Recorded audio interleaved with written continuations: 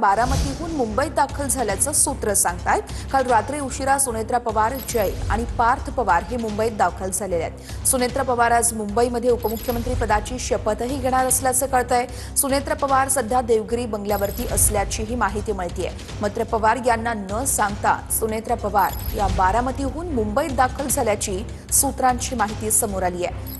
या संदर्भातले अपडेट्स देत आहेत आमचे प्रतिनिधी अक्षय वनकणी आहेत आपल्यासोबत। अक्षय, काय नेमक्या घडामोडी घडतायत?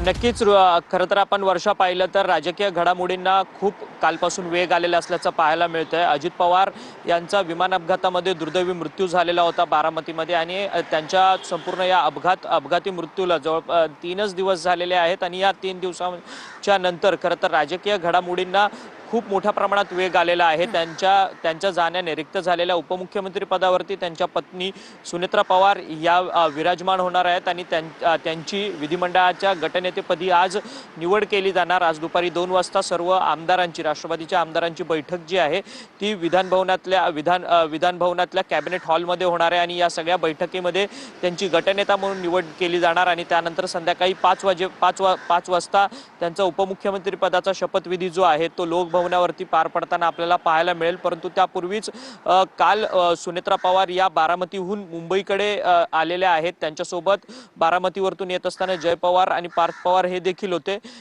परंतु बारामतीवरतून मुंबईकडे येत असताना त्यांनी याची कल्पना जी आहे ती शरद पवार किंवा पवार कुटुंबियांना सुद्धा दिलेली नाहीये। श्रीनिवास पवार असतील किंवा सुप्रिया सुळे असतील, रोहित पवार असतील, शरद पवार असतील किंवा अन्य पवार कुटुंबातले त्यांचे सहकारी असतील, या सहकाऱ्यांना त्यांच्या परिवारातल्या सदस्यांना कोणत्याही पद्धतीची माहिती जी आहे ती दिलेली नसल्याची माहिती जी आहे ती माहिती मिळत आहे।